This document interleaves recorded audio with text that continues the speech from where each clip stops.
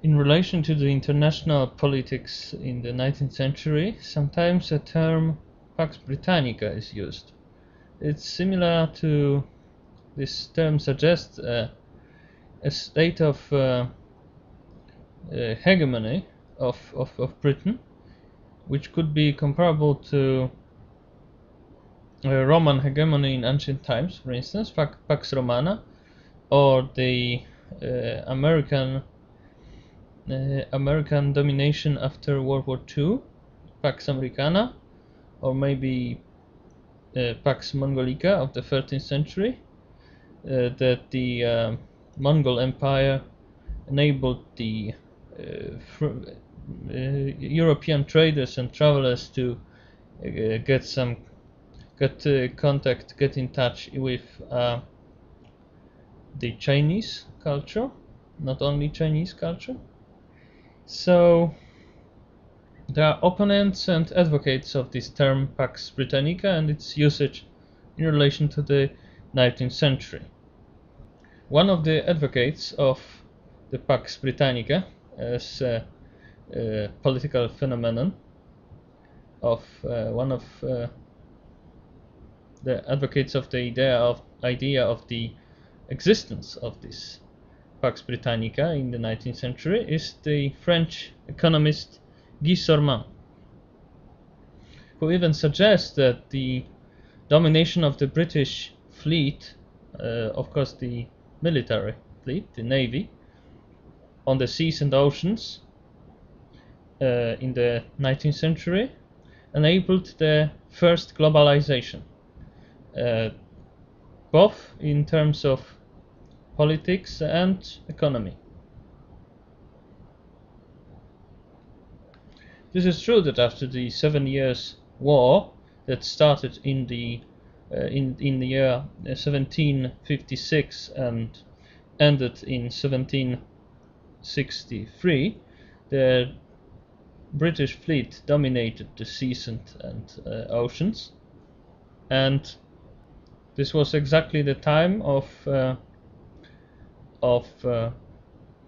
the time when the so-called Second British Empire emerged, because many historians usually call the 13 colonies in the United States, the future United States, as the first British Empire, and then when the United States declared independence and won a war against the British Crown and became independent from London politically in 1783, the British were not defeated in spirit and constructed a new empire with India as a main ingredient of this new Second British Empire. There are many theories how this empire, how this Second British Empire actually was being constructed. What was the most important? Was it science, as for instance the great defender of the whole concept of British Empire against these post-colonial authors that accuse British imperialists of all evils possible? Niall Ferguson, the conservative British, Scottish to be precise, historian, who suggests that British Empire was mainly based on science and on humans' curiosity about the world. So he suggested that the proper date of starting the British Empire was the time when Cook when Cook organized his 3 voyages to the Pacific region.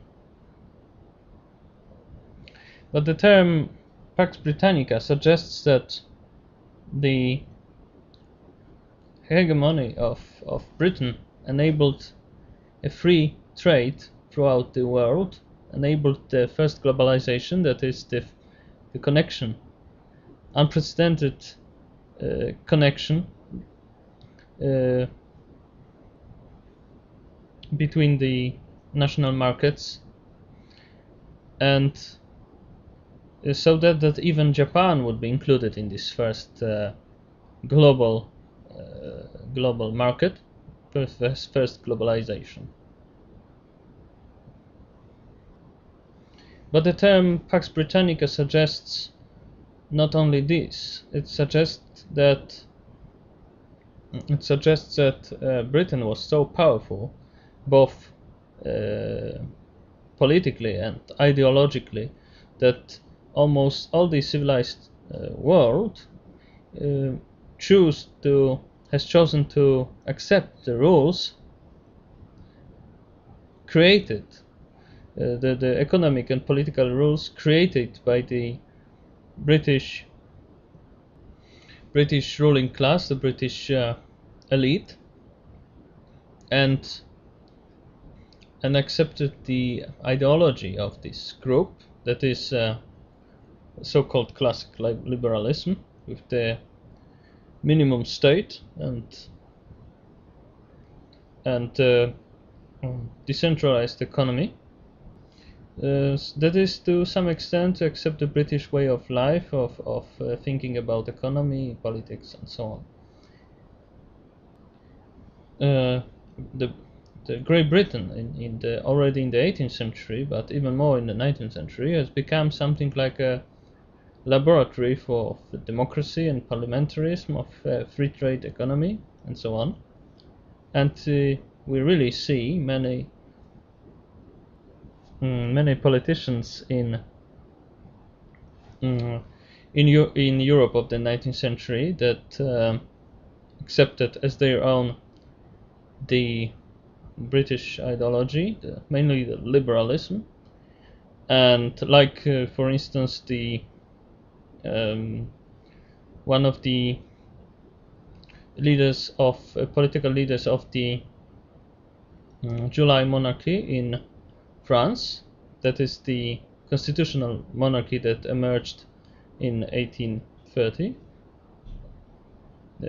Comte Victor de Broglie. We have also observed in the 19th century, in the middle of 19th century, in the late 40s, the series of popular revolutions, but the problem is that revolutions usually did not succeed. So even if Britain was seen as a mecca of liberalism, parliamentarism, constitutional monarchy, the limitation of the monarchical power, and so on, this influence, of course, manifested itself, but was not strong enough to subvert the old regimes of the continental Europe. Even in France, when there was a revolution already in the 1830, the almost absolute monarchy was very quickly restored, and then France had the 2 decades of even a little bit more than 2 decades of the Bonapartist regime of Napoleon III, and only in 1870 the so-called the Republic emerged in that country. But still, at the end of the 19th century, the political status, the form of government in Britain, in France, was something like an exception, not a typical example of European regime.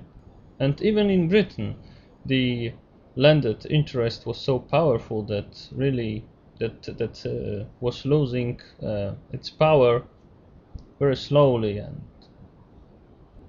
during the whole 19th century. So we don't really see much effect of the British ideology on the rest of the world in the 19th century. But but that does not mean that the British wouldn't like to have an influence like that on the rest of the world. They would, because in the 1830s there was some considerable change in minds of the British political elite that made the British politicians more missionary-like. The British in the British in the era of Enlightenment, like the elites of other countries, usually believed that Europe could learn something substantial from China or Japan or even India. Especially China was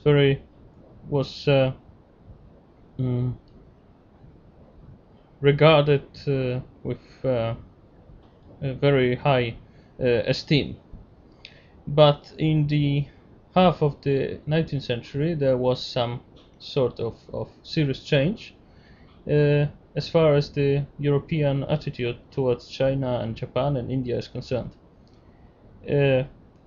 We can indicate where this a good indicator of this change would be the difference between the opinion about India and the British role played and the role played by the British in India.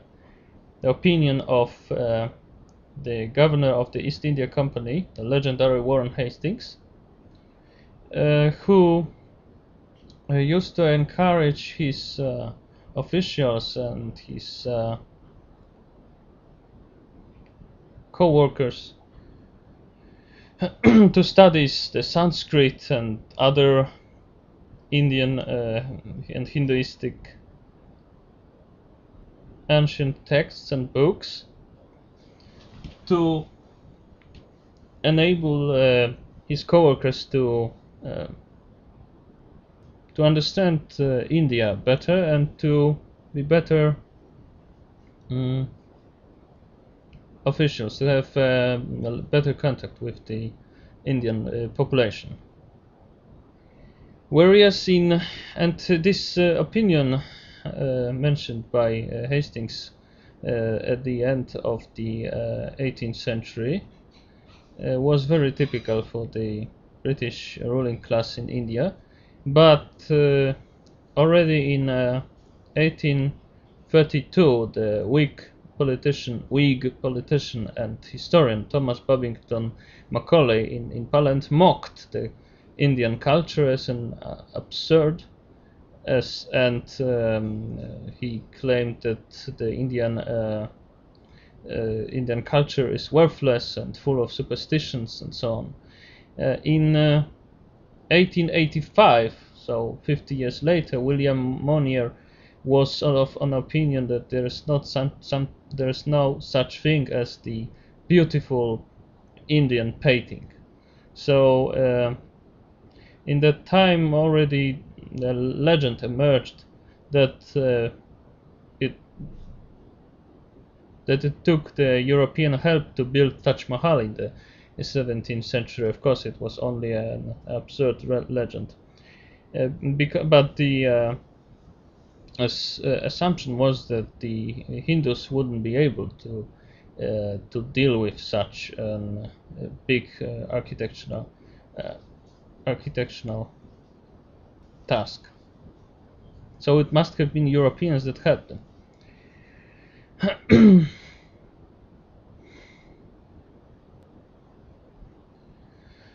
Also, already in 1796, Charles Grant was opposed the high opinion of the British Orientalists about India, and claimed also that Indian culture is not something that should be adored. For instance, in 19th century, some of the Indian intellectuals like Swami Vivekananda claimed that wanted to try to defend the Indian cultural heritage, and claiming that Indian in Indian society is not so much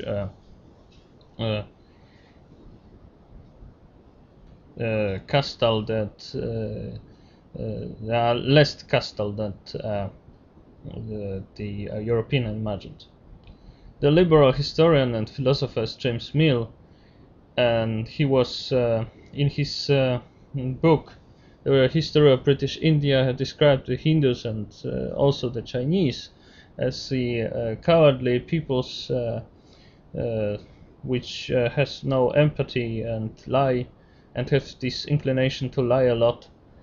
And it's worth mentioning that James Mill and his even more famous son John Stuart Mill, the great liberal philosophers, were supported imperialists as the way to civilize India, also for the good and maybe first and foremost for the good of its inhabitants.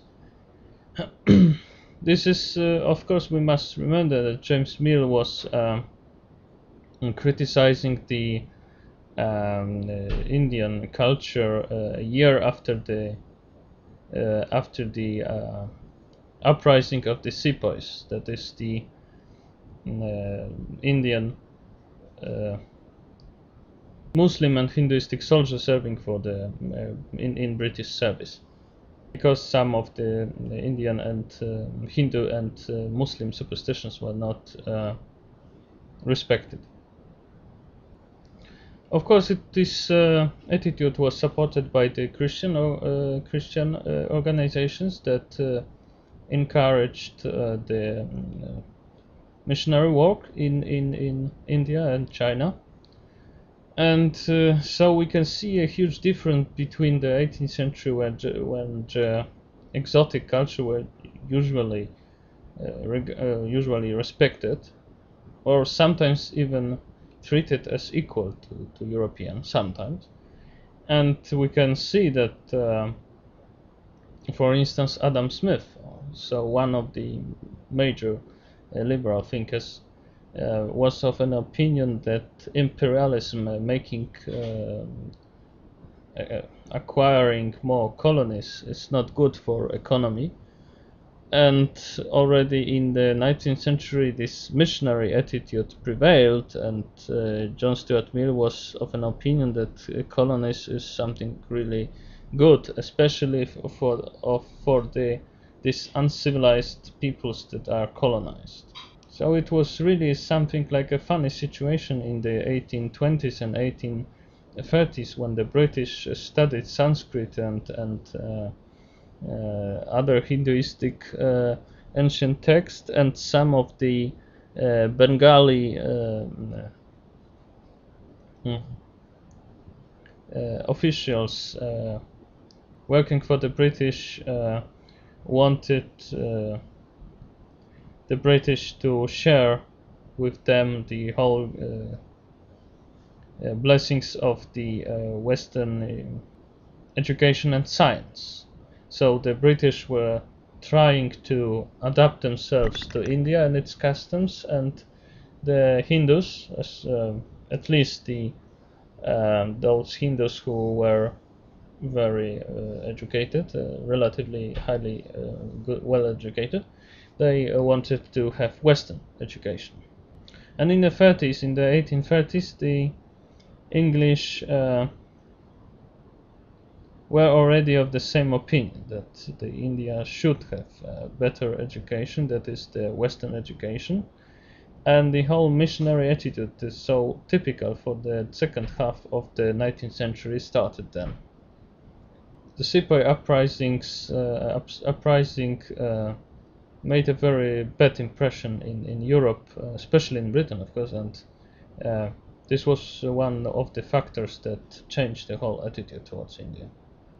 What is very important here, that liberal thinkers and Christian missionaries, who usually were of different opinion on all other subjects, were unanimous when they discussed India and the British policy in India.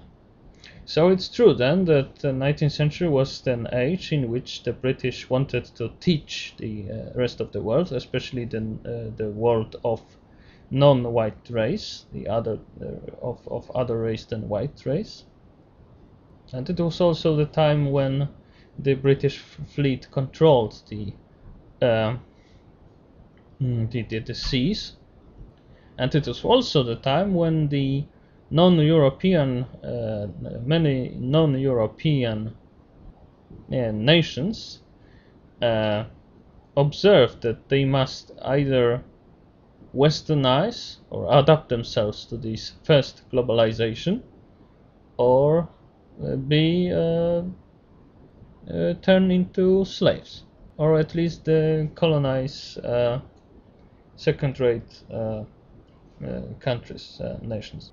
There was much told about, for instance, the westernization of Japan, but it's not as simple as that, because Japan was for sure industrialized and realized very quickly, seeing the example of China conquered by the Europeans, a very conservative China that didn't intend to accept the European ways of politics and of economy, and were conquered because of that, because of this huge difference in economic and political development between China and European colonized.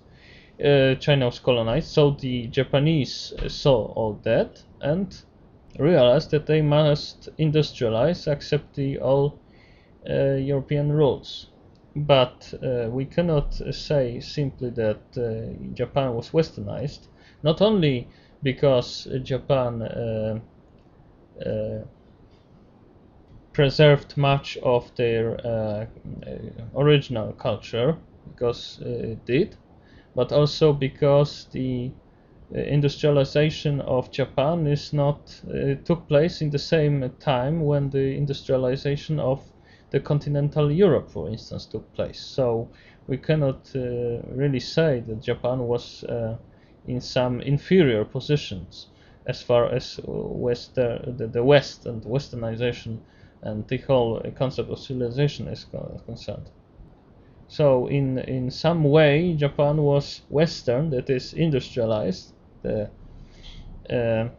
as already when the European industrialization started. So if westernization meant industrialization, then Japan was a Western nation already, and it was regarded for some time as Western nations situated in the East.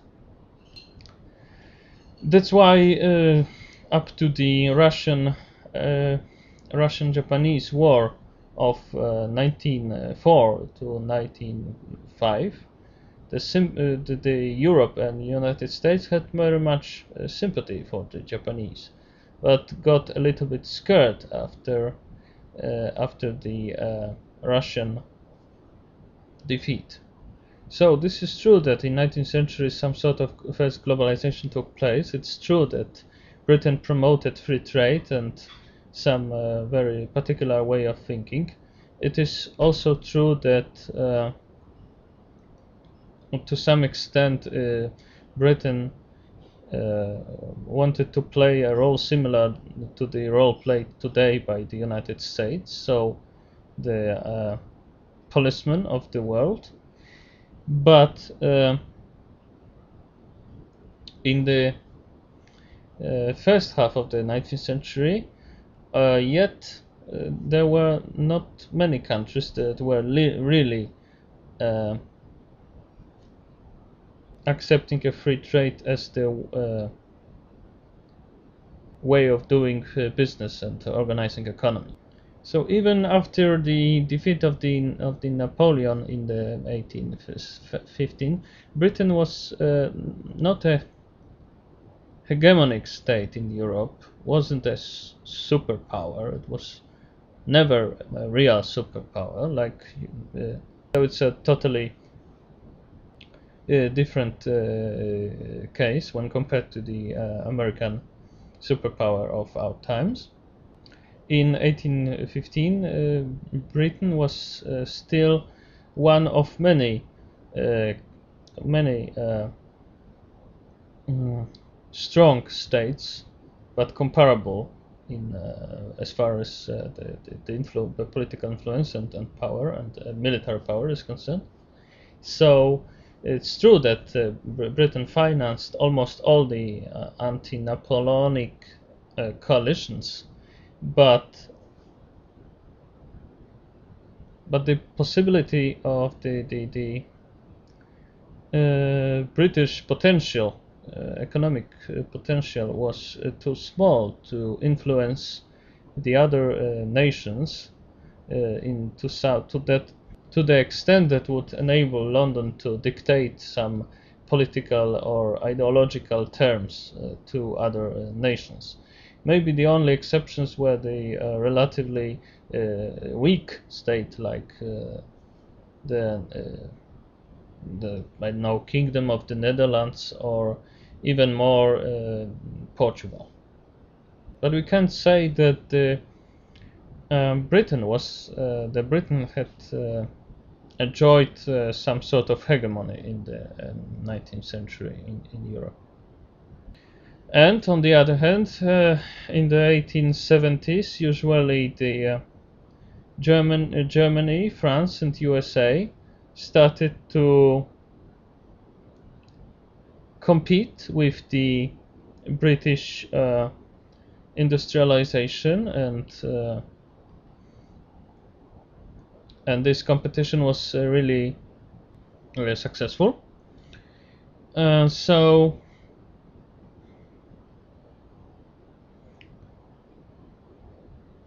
it was also one of the reasons why Great Britain grew less and less engaged in the European affairs and had this very strong tendency to concentrate mainly on the Commonwealth, on their empire and then on the Commonwealth. And this tendency stopped only in the 70s of the 20th century, when British joined the predecessor of the European Union. Britain was never able in the 19th century to impose this free trade economy on other nations, and even the gold standard, the favorite child of British economists. Many countries of the continent, of the European continent, in the 19th century had their currencies based on both gold and silver, and also the countries of mainly France and Germany, so the strong countries of the continental Europe, were very frequently organizing their economic adventures according to the wishes of the ministry or government. So it was generally politics that ruled over economy, and not the other way around, like on the other side of the English Channel. The Bank of England, for instance, never played a huge dominant role in the English finance in the 18th century, and had a smaller economic base than his equivalents in France, Germany, or USA. For instance, even for instance, we can say that the British financial market was some sort of a stabilizer of the financial market of other countries. It was actually the other way around. Several times the Parisian the Parisian financial market was a stabilizer of the British unbalanced financial market. The British invention, that is the railways, enabled for the first time in history to the nations, the landlocked nations, nations which are not maritime powers, to dominate in international trade. In 1880s, United States introduced a strongly protectionist economic policy that forced the other powers to resign from totally free trade, and this also concerned Britain. Britain remained, of course, much more decentralized in comparison to the other powers, but still it was the United States policy that affected Britain, not the other way around. But we cannot say either that at the end of the 19th century it were the United States that had some hegemony, because the fleet and army of the United States in the 1880s or 1890s it was still relatively relatively weak. So also USA was only one of the first-rate, but many first-rate powers, alongside Germany, Japan, Britain, France, and so on. A good example of this existing balance between many comparatively strong powers is the American-British episode called the Alabama claims. The Alabama claims were a series of claims for damages by the US government against the government of the United Kingdom for the assistance given to the Confederate cause during the American Civil War. After international arbitration endorsed the American position, Britain settled the matter by paying the United States $15.5 million for damages done by several warships built in Britain and sold to the Confederacy during the American Civil War. And this payment ended the dispute, ensuring friendly relations between Britain and the United States. So we see here an example that Britain was subjected to the international opinion, and this affected its policy, and not the other way around. Also, the Declaration of Petersburg from 1868 that forbade to apply weapons that caused unnecessary suffering from soldiers was an example of some international deliberation and not effect of British standards of political thinking or British morals, political morals or something like that. The same could be said about the Geneva Convention from 1864 that has forbidden fighting the nurses and doctors on the battlefield, and also stated that soldiers of different nationalities should be treated equally. This was the attempt similar to that attempt made by Huig de Groot in the 17th century to make war more civilized and less barbaric. So these conventions that took place in Geneva and in The Hague were also example of talking through terms for everyone by many great powers, and not an example of some civilizing influence of the British. They were rather a product of a success of liberal and individualistic theories of liberalism and enlightenment that triumphed in the Western world gradually through the whole 19th century, despite the efforts of conservatives. So we cannot compare the British position in the world in the golden days of the British Empire with the status of the world's superpower, the world's only superpower that America acquired after the World War II. So this British fate in the 19th century reminds us how easy it is to confuse following the British example with westernization and confuse the British way of thinking with universal values of enlightenment, free trade, liberalism, individualism, and so on.